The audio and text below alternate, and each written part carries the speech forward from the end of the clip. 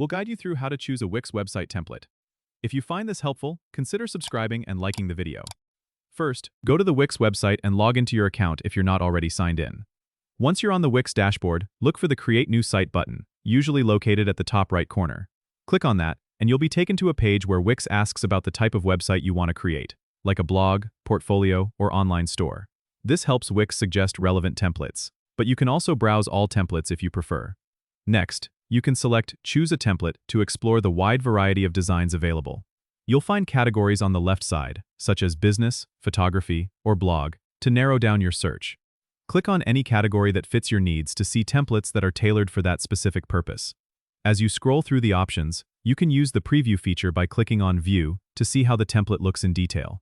This gives you a feel for the design and layout before making a decision. If you're feeling overwhelmed by choices, remember you can always use the search bar at the top to look for specific styles or features you're interested in. Once you find a template you like, click Edit to customize it further. This will open the Wix editor, where you can adjust everything to your liking, like images, text, and color schemes.